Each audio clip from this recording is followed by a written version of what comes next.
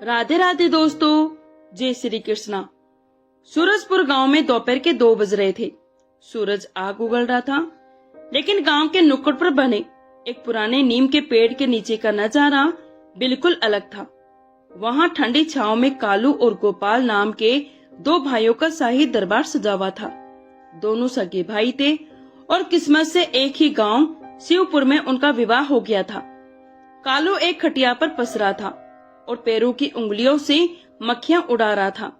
वहीं गोपाल बीड़ी का एक लंबा कस खींचते हुए ताश के पत्तों को ऐसे घूर रहा था मानो देश का बजट वहीं तय कर रहा हो। देख भाई गोपाल, कालू ने उबासी लेते हुए कहा, दुनिया में लोग गधों की तरह काम करते हैं और आखिर में बूढ़े होकर मर जाते हैं। असली जिंदगी तो वह है जो बिना उंगली हिलाए ही कट जाए। गोपाल ने धुएं का छल्ला छोड़ा और मुस्कुराते हुए बोला, 100% की बात कही है भैया। काम करना तो हमारी खानदानी तौहीन है। अगर विधाता ने हमें आराम करने के लिए भेजा है तो हम उसकी मर्जी के खिलाफ कैसे जा सकते हैं। तभी दूर से 2 आकृतियां तेज कदमों से आती हुई दिखाई दी। वे कोई और नहीं बल्कि कालू की पत्नी कमला और गोपाल की पत्नी गीता थी। कमला के हाथ में लोहे का जलता हुआ चिमटा था और गीता ने हाथ में झाड़ू थाम रखी थी। दोनों के चेहरे गुस्से से लाल थे, मानो साक्षात चंडी का रूप धारण कर लिया हो। अरे गीता, देख इन राजकुमारों को, यहाँ मुफ्त की बीड़ी फूंक रहे हैं और वहाँ घर में आटे का आखिरी दाना भी चूहे चाट गए। कमला ने चीखते हुए चिमटा हवा में लहराया। कालू और गोपाल के हाथ से ताश के पत्ते छूट गए। गोपाल ने तुरंत बीड़ी पेड़ के नीचे छिपा ली और शरीफ बनने का नाटक करने लगा। गीता ने झाड़ू जमीन पर पटकते हुए कहा, शर्म तो इन्हें छूकर भी नहीं गुजरी। सुबह से शाम तक खटिया तोड़ते हैं। पड़ोस के शर्मा जी को देखो, शहर जाकर कमाकर लाते हैं और एक हमारी ये भाग्यवान है जो सिर्फ राशन कम करना जानते हैं। कालू ने अपनी इज्जत बचाने की नाकाम कोशिश की। भाग्यवान, तुम समझने की कोशिश तो करो। हम तो बस इस बात पर विचार कर रहे थे कि देश की अर्थव्यवस्था को कैसे सुधारा जाए। अर्थव्यवस्था के दुश्मनों, कमला ने बीच में ही टोकते हुए गरज कर कहा, आज आखिरी फैसला हो गया।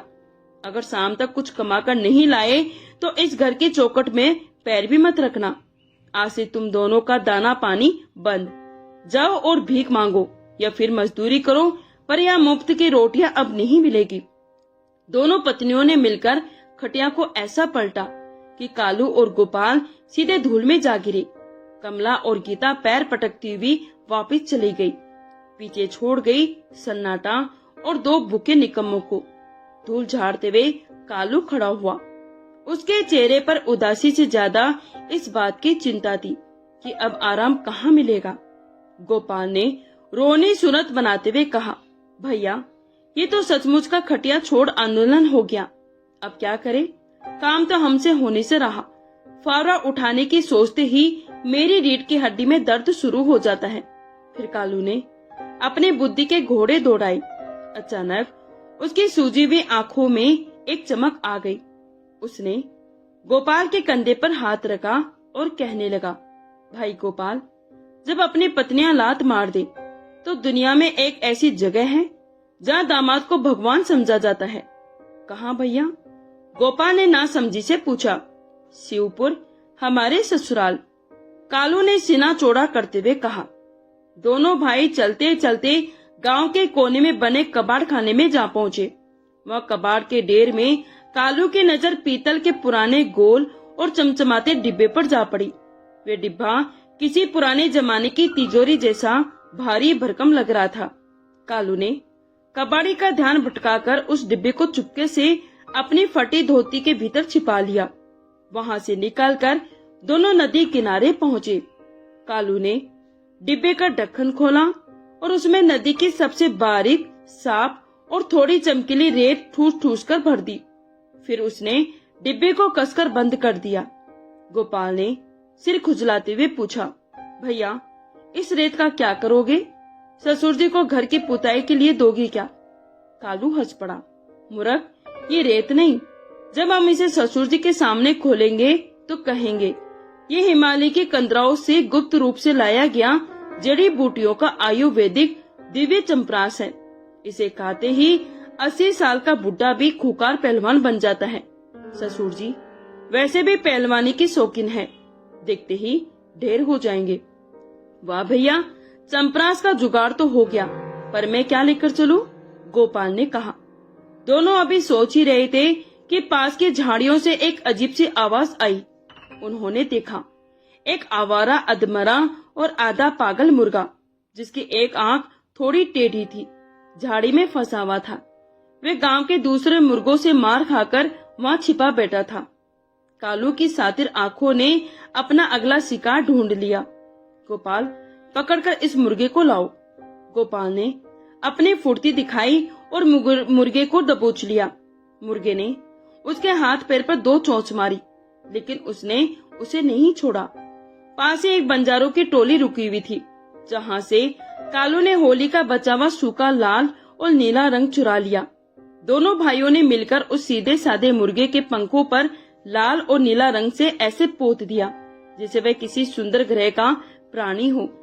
फिर उन्होंने कबाड़ से ही एक पुराना पिंजरा उठाया और मुर्गे को उसके अंदर बंद कर दिया।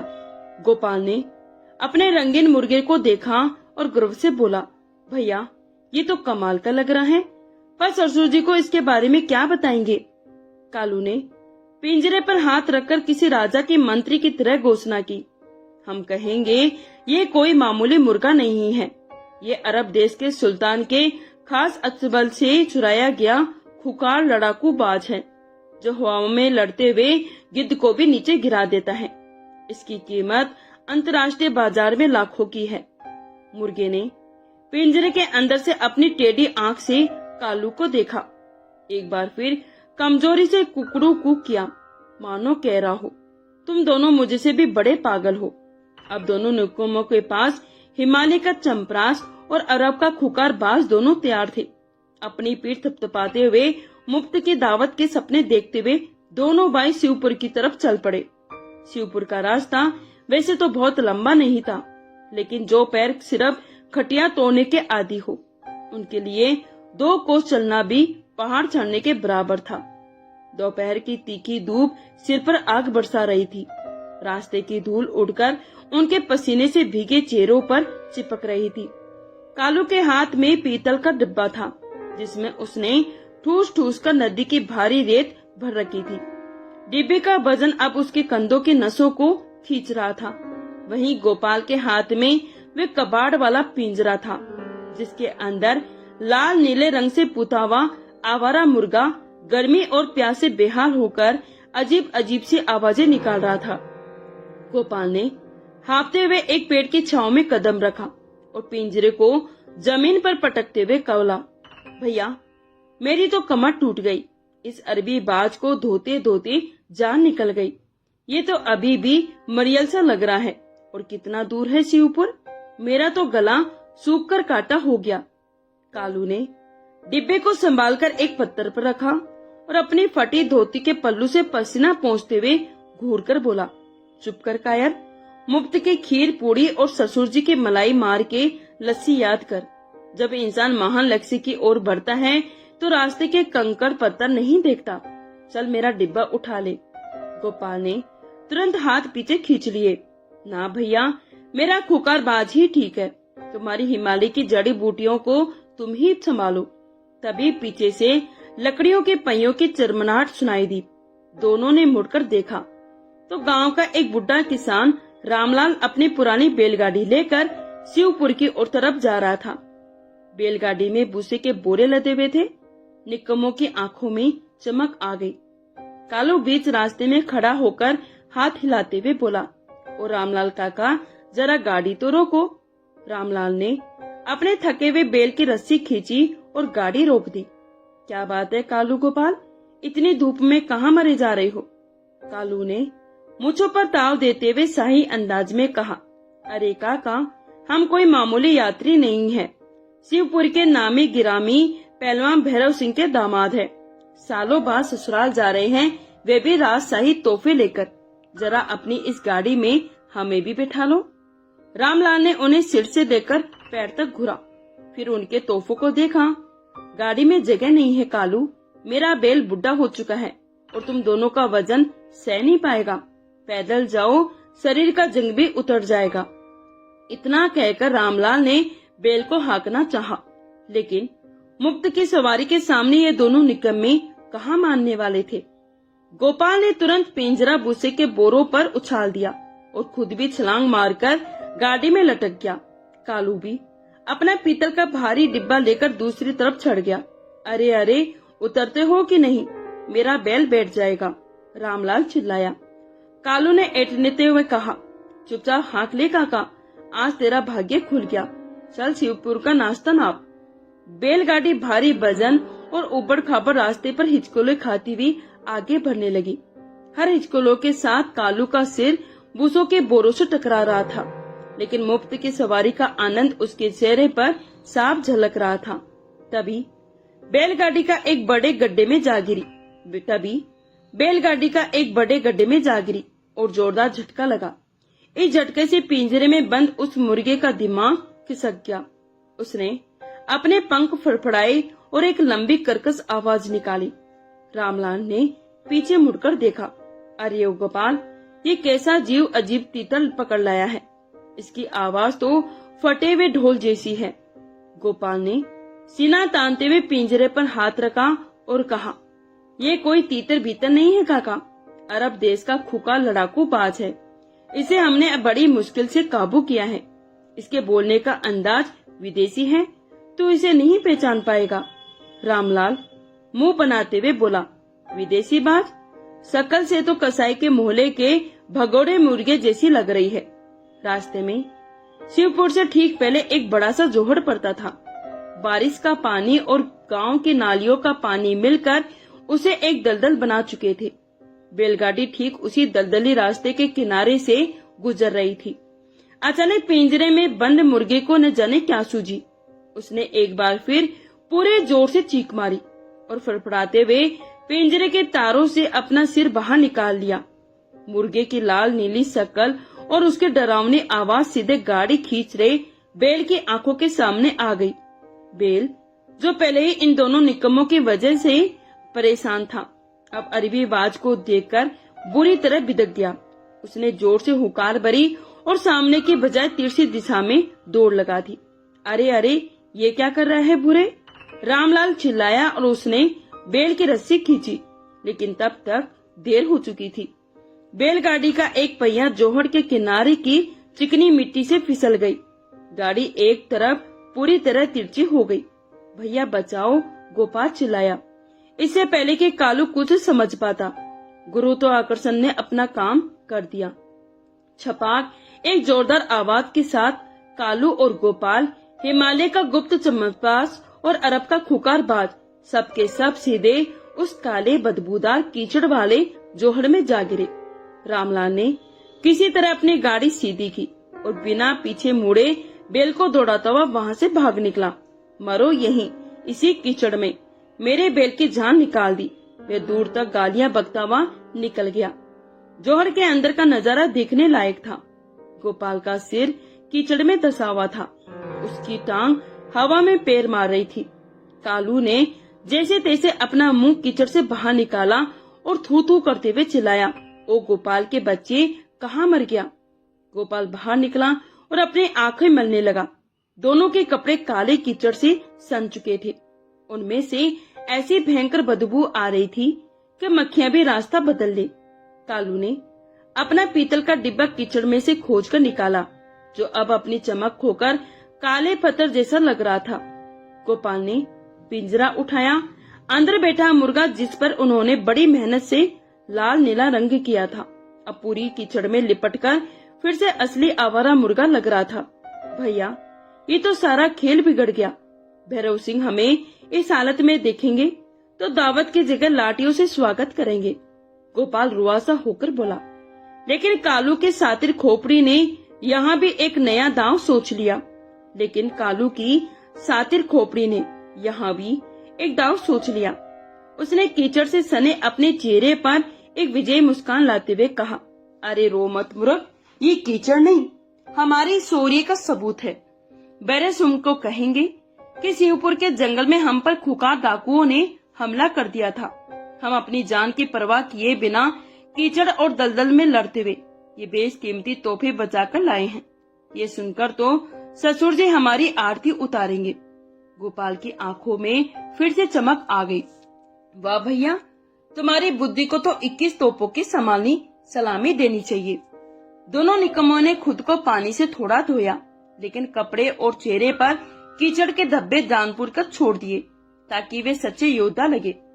बदबूदार कपड़े, फटे हाल शरीर, हाथों में भारी डिब्बा और सेमावा मुर्गा लिए सीना चौड़ा किए दोनों निकम्मों ने शिवपुर की सीमा में अपना ऐतिहासिक प्रवेश किया। शिवपुर गांव के बीचों बीच भैरव सिंह की 2 मंजिल की हवेली थी। हवेली क्या, मानो एक छोटा सा किला हो। हवेली के विशाल चबूतरे पर भैरव सिंह बैठे अपने 1 फुट लंबी मूछों पर सरसों का तेल लगाकर ताव दे रहे थे। उम्र 55 साल थी, लेकिन शरीर ऐसा मानो पत्थर तराश कर बनाया गया हो। उनके चारों बेटे बलराम, वीरू, मोहन और किशन आंगन में लंगोट पहने दंड बैठक लगा रहे थे और अपनी भारी भरकम लाठियों को तेल पिला रहे थे। पूरे गांव में इस परिवार का ऐसा खौफ था कि लोग हवेली के सामने से खांसते हुए भी डरते थे। तभी हवेली के मुख्य द्वार से 2 अजीबोगरीब आकृतियां अंदर दाखिल हुई। उनके कपड़ों से टपकता काला कीचड़, बिखरे हुए बाल और शरीर से उड़ती सड़े हुए जोहर की भयंकर बदबू ने पूरे आंगन का माहौल बदल दिया। हवेली के पालतू कुत्ते भी उन्हें देखकर भौंकने लगे।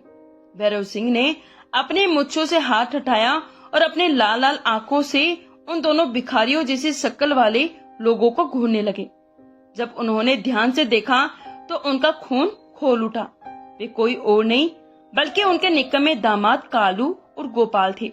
अरे ये क्या तमाशा है? भैरव सिंह की भारी आवाज से हवेली की दीवारें गूंज उठी। तुम दोनों दामाद हो या किसी नाली के कीड़े? 5 साल बाद ससुराल के चौखट पर कदम रखा है, वह भी ऐसी मनुष्य शक्ल और सड़ावा बदन लेकर। मेरी इज्जत का कचरा करने आए हो क्या? आवाज सुनकर सासू माँ और चारों बहुएं भी घूंघट काटे छज्जे पर आ गई। सबसे बड़ा साला बलराम अपने लाठी घुमाता हुआ आगे आया। बाबूजी, आज्ञा हो तो इन दोनों का ये बचा कुचा कीचड़ भी मैं लाठी से झाड़ दूं। पूरे शिवपुर में हमारी नाक कटवा दी इन्होंने। गोपाल तो लाठी देकर ही थरथर कांपने लगा और उसका अरबी बाज पिंजरे में सहमकर एक कोने में दुबक गया। लेकिन कालू, जो पैदाइश से ड्रामेबाज था, उसने तुरंत हालत को भांप लिया। उसने अपने आंखों में झूठे आंसू भर लिए, घुटनों के बल जमीन पर बैठ गया और बड़े ही नाटकीय अंदाज में छाती पीटते हुए बोला, मार दो ससुर जी, बलराम भैया चलाओ लाठी, हम इसी लायक है। हम आपके प्यार और भरोसे की रक्षा नहीं कर पाए, हम तो लुट गए, बर्बाद हो गए। भैरव सिंह का गुस्सा थोड़ा थमा। उन्होंने तोरिया छड़ाकर पूछा, क्या बकवास कर रहे हो? क्या लुट गया तुम्हारा? कालू ने कांपते हाथों से वे पीतल का भारी डिब्बा जो कीचड़ से सना था आगे की तरफ सरकार दिया। ससुर जी, हम तो आपके लिए अपनी जान हथेली पर रखकर आ रहे थे।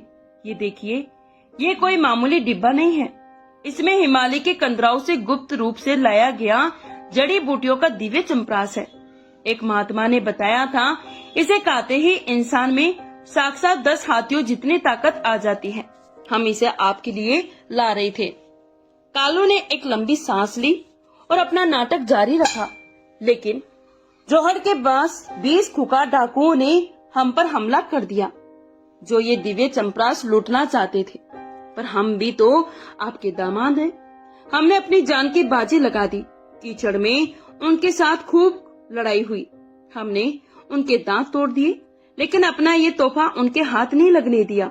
गोपाल ने देखा कि कालू का तीर निशाने पर लग गया तो वह भी जोश में आ गया। उसने अपना कीचड़ से सना पिंजरा उठाया और भैरव सिंह के सामने सीना तान कर खड़ा हो गया। ओ ससुर जी, सिर्फ चंप्रास ही नहीं, मेरा तोहफा भी देखिए। गोपाल ने पिंजरे की तरफ इशारा करते हुए कहा, ये अरब देश के सुल्तान के खास अस्तबल से मंगवाया हुआ खुखार लड़ाकू बाज है, जो पलक झपकते ही बड़े बड़े जानवरों का शिकार कर लेता है। भैरव सिंह ने झुककर पिंजरे के अंदर देखा। अंदर बैठा कीचड़ से लथपथ मुर्गा डरावा लग रहा था। उन्होंने शक भरे लहजे से पूछा, दामाद, ये बाज कम और कोई अधमरा आवारा मुर्गा ज्यादा लग रहा है, और ये कुकड़ों को जैसे आवाज क्यों निकाल रहा है? गोपाल बिना पलक झपकाए बोला, अरे ससुर जी, आप इसकी शक्ल पर मत जाइए। उन डाकुओं से लड़ते हुए इस बाज ने भी हमारा साथ दिया है। इसने अकेले 3 डाकुओं की आंखें नोच ली। ये कीचड़ से सन गया और थक गया, इसलिए इसके असली राजसी रंग छिप गया है। और जहाँ तक आवाज की बात है, अरब देश के बाज गुस्से में ऐसे दहाड़ते हैं। तभी पिंजरे के अंदर से एक बहुत ही कमजोर और दयनीय आवाज आई। गोपाल झेपते हुए बोला, देखिए, अभी भी डाकुओं को गालियां दे रहा है। ये सुनते ही भैरव सिंह और उनके चारों बेटों की आंखों में आंसू आ गए। उनका दिल मोम की तरह पिघल गया। भैरव सिंह आगे बढ़े और कीचड़ से सने कालू और गोपाल को गले लगा लिया। मुझे माफ कर दो मेरे शेरों, मैंने तुम्हें पहचानने में भूल कर दी। तुम निकम्मे नहीं, मेरे असली वारिस हो। मेरे लिए तुम अपनी जान पर खेल गए। फिर उन्होंने गरजते हुए अपने बेटों को आदेश दिया, अरे बलराम वीरू, खड़े क्या हो, दौड़ो, दामाद जी के लिए गर्म पानी का इंतजाम करो, इनके शरीर से डाकुओं की लड़ाई का कीचड़ साफ करो और बादाम के तेल से इनके मालिश करे। बहुओं से कहो कि आज घर में काजू किशमिश वाली गाढ़ी खीर और गर्मा गर्म पूड़ियाँ बनेगी। आज हमारे सूरवीर दामादों का जश्न मनेगा। कुछ ही देर में कालू और गोपाल हवेली के सबसे आलीशान कमरे में रेशमी गद्दों पर लेटे हुए थे। साले उनके पैर दबा रहे थे। उनके सामने चांदी की थाली में मलाईदार खीर, पूड़ियाँ और तरह तरह के पकवान सजे हुए थे। कालू ने एक बड़ी सी पूरी खीर में डुबोई और मुंह में डालते हुए गोपाल की तरफ आंख मारी। गोपाल ने धीरे से फुसफुसाकर कहा, भैया कालू, तुम्हारी जय हो। कीचड़ में गिरकर ऐसी राजशाही दावत मिलेगी, ये तो मैंने सपने में भी नहीं सोचा था। कालू ने मुझों पर लगी खीर चाटते हुए धीरे से जवाब दिया, अभी तो पार्टी शुरू हुई है भाई, बस भगवान करे ससुर जी वे रेत वाला चंपरास अभी न खाए। रात के ठीक 12 बजे थे।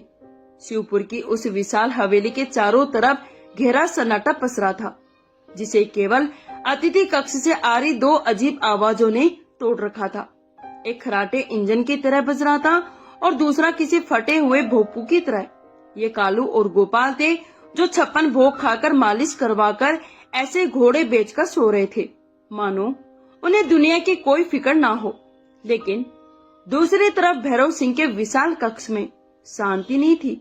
वे अपने मखमली बिस्तर पर करवटें बदल रहे थे। उनकी आंखों से नींद कोसों दूर थी। उनके दिमाग में सिर्फ दामादों द्वारा लाए गए उन 2 दुर्लभ और राजशाही तोहफों की बातें घूम रही थी। भैरव सिंह ने मन ही मन सोचा, मैं अखाड़े का इतना बड़ा पहलवान हूँ, अगर मैंने उस हिमालय के गुप्त चंपरास की एक खुराक खा ली तो मेरी ताकत 10 हाथियों के बराबर हो जाएगी। फिर तो मैं पड़ोस के गांव के उस घमंडी पहलवान गेंदा सिंह को एक हाथ से ही धूल चटा दूंगा। फिर उनका ध्यान उस अरबी बाज की तरफ गया और वह खुकारबाज। सुना है अरब के बाज रात के अंधेरे में भी सुई ढूंढ लेते हैं, क्यों ना चलकर अभी उसकी शान देखी जाए। अब भैरव सिंह से और इंतजार नहीं हुआ। वे अपनी भारी भरकम लाठी लेकर बिस्तर से उठे। उन्होंने अपनी मूंछों पर एक बार फिर से ताव दिया, एक छोटी सी लालटेन उठाई और दबे हुए पांव अतिथि कक्ष के पास बने उस भंडार गृह की ओर चल पड़े, जहां वे बेशकीमती चंपरास का डिब्बा और बाज का पिंजरा सुरक्षित रखा हुआ था। भंडार गृह में हल्का अंधेरा था। भैरव सिंह की नजर सबसे पहले उस पीतल के डिब्बे पर पड़ी, जो अब धुलने के बाद फिर से चमकने लगा था। उनकी नजर पास रखे पिंजरे पर गई। उन्होंने लालटेन की रोशनी पिंजरे के करीब ले जाकर देखा। अंदर बैठा हुआ अरबी बाज, जो असल में एक आवारा मुर्गा था, दिन भर की थकान, कीचड़ के स्नान और नौकरों द्वारा उस पर डाले गए पानी के कारण अपना सारा लाल नीला रंग खो चुका था। अब वह पूरी तरह एक मरियल और चिड़चिड़े मुर्गे जैसा दिख रहा था। भैरव सिंह ने प्यार से कहा, अरे डाकुओं से लड़ते लड़ते बेचारे बाज का सारा तेज उड़ गया, लाओ इसे जरा पिंजरे से बाहर निकालकर इसके पंख सहला दूं। उन्होंने बड़े प्यार से पिंजरे की कुंडी खोल दी। पिंजरा खुलते ही जो हुआ उसकी कल्पना भैरव सिंह ने सपने में भी नहीं की थी। वे मुर्गा जो सुबह से पिंजरे में बंद रहने, कीचड़ में डूबने और रंग रोगन से परेशान होकर पहले ही गुस्से में था, जैसे उसे बाहर निकलने का रास्ता मिला वह किसी तोप के गोली की तरह बाहर निकला। मुर्गा सीधा उठकर भैरव सिंह के सिर पर जा बैठा। इससे पहले वे कुछ समझ पाते, मुर्गे ने अपने तेज पंजों से उनका सिर जकड़ लिया। अपनी चोंच से उनके सिर पर ताबड़तोड़ वार करने लगा। अरे बाप रे, ये क्या कर रहा है? छोड़ मुझे। भैरव सिंह दर्द से तिलमिला उठे। उन्होंने मुर्गे को पकड़ने के लिए अपने दोनों मजबूत हाथ सिर की तरफ मारे, लेकिन मुर्गा फुर्ती से उड़कर लालटेन पर जा बैठा। लालटेन गिरकर बुझ गई और पूरा कमरा खूब अंधेरे में डूब गया। अब शुरू हुआ असली तांडव। अंधेरे कमरे में मुर्गा फड़फड़ाता हुआ कभी भैरव सिंह के कंधे पर बैठता, कभी उनके चेहरे पर पंख मारता, तो कभी उनकी घनी मुच्छों को कीड़ा समझकर चोंच से खींचने लगता। बचाओ बचाओ, अरे कोई है, इस अरबी शैतान ने तो मेरी आंखें नोच ली। भैरव सिंह अंधेरे में हवा में हाथ पैर मार रहे थे और चिल्ला रहे थे, लेकिन उनका हर दाव खाली जा रहा था। भंडार गृह में रखे पीपे, बर्तन और अनाज की बोरियां धड़ाधड़ गिरने लगी। मुर्गे ने भैरव सिंह की हालत पतली कर दी। जो पहलवान अखाड़े में बड़े बड़ों को धूल चटा देता था, वे आज एक आवारा मुर्गे के सामने बेबस था। भैरव सिंह हांफने लगे थे, उनका पसीना छूट रहा था, शरीर निडाल होने लगा था। अचानक अंधेरे में टटोलते हुए उनका हाथ उस भारी पीतल के डिब्बे से टकराया। उनके दिमाग में कालू के बाद बिजली की तरह कौंधी। ससुर जी, इसे खाते ही इंसान में साक्षात 10 हाथियों की ताकत आ जाती है। हाँ, मुझे हाथी की ताकत चाहिए इस खुकार अरबी दरिंदे से निपटने के लिए। मुझे तुरंत वह दिव्य चंपरास खाना ही होगा। भैरव सिंह ने हड़बड़ाहट में सोचा। उन्होंने पूरी ताकत लगाकर डिब्बे का ढक्कन खोला। अंधेरे में उन्हें कुछ दिखाई नहीं दे रहा था, लेकिन अंदर किसी चीज का एहसास जरूर हो रहा था। पास ही एक बड़ा पीतल का चम्मच रखा हुआ था। मुर्गा फिर से उनके सिर पर मंडराने लगा। घबराहट और जल्दीबाजी में भैरव सिंह ने उस बड़े चम्मच को डिब्बे में डाला और हिमालय के गुप्त चंपरास यानी नदी की सूखी किरकिरी रेत का एक पहाड़ जैसा बड़ा चम्मच भर लिया। हे बजरंगबली, दे मुझे 10 हाथियों का बल। ये कहते हुए उन्होंने बिना एक पल सोचे, बिना सूंघे वे पूरा चम्मच अपने मुंह में ठूस लिया। जैसे ही उन्होंने मजबूत दांतों के बीच नदी की वह करकली और जोहड़ की बदबूदार रेत कुचली गई। उनके दिमाग की नसें झंझना उठी। उनका मुंह पूरा तरीके से कड़वा हो गया। दांतों से ऐसी आवाज आई मानो कोई पत्थर पीस रहा हो। थू थू, ये क्या भला है? भैरव सिंह खांसते हुए थूकते हुए जमीन पर गिर पड़े। मुंह का स्वाद इतना भयंकर था कि उन्हें उबकाई आने लगी। घबराहट और दर्द में उन्होंने दीवार टटोली तो कमरे की बिजली जल उठी। रोशनी होते ही उन्होंने देखा, ये कोई अरब का बाज नहीं बल्कि टेढ़ी आंख वाला एक साधारण देहाती मुर्गा था, जो सीना तानकर पूरी ताकत से कुकड़ू कूक कर रहा था। फिर उनकी नजर उस पीतल के डिब्बे पर गई। डिब्बे के अंदर कोई दिव्य जड़ी बूटी नहीं थी, बल्कि नदी की साधारण बालू भरी हुई थी, जिसमें से अभी भी सड़े हुए पानी की बदबू आ रही थी। भैरव सिंह को सारी बात समझने में एक पल नहीं लगा। उन 2 कोड़ी के निकम्मे दामादों ने शिवपुर के सबसे खुकार पहलवान को सरेआम ठग लिया था। भैरव सिंह का गुस्सा अब 7वें आसमान को चीरकर अंतरिक्ष तक पहुंच चुका था। उनका चेहरा लाल टमाटर जैसा हो गया, माथे की नसें तन गई और आंखों से अंगारे बरसने लगे। उन्होंने हवेली के आंगन में आकर ऐसी दहाड़ लगाई कि छत पर सो रहे कबूतर भी फड़फड़ाकर उड़ गए। अरे उठो रे मेरे पहलवानों, कहाँ मर गए सबके सब? आज इन ठगों का खून पी जाऊंगा मैं। इन निकम्मे दामादों ने मुझे ठग लिया। आवाज में इतनी दहशत थी कि भैरव सिंह के चारों बेटे बलराम, वीरू, मोहन और किशन अपनी अपनी चारपाई से उछल पड़े। उन्होंने बिना कुछ सोचे समझे कोने में रखी अपनी तेल पिलाई हुई भारी भरकम लाठियां उठाई और दौड़ते हुए बाबूजी के पास आंगन में पहुंचे। क्या हुआ बाबूजी? किसने जरूरत की आपके दांत खट्टे करने की? बलराम ने लाठी जमीन पर पटकते हुए कहा। भैरव सिंह ने मुंह से बालू थूकते हुए कहा। उन दो निकम्मों ने, वे कोई बाज नहीं बल्कि कसाई मोहल्ले का मुर्गा है और चंपरास के नाम पर मुझे नदी की मिट्टी खिला दी। आज अगर वे दोनों इस हवेली से जिंदा बचकर निकल गए तो मैं अपनी मुच्छें मुड़वा लूंगा। जल्दी चलो अतिथि कक्ष की तरफ। उधर अतिथि कक्ष में कालू और गोपाल मखमली गद्दों पर पसरे हुए सुबह मिलने वाली जलेबी और कचौड़ियों के मीठे सपने देख रहे थे।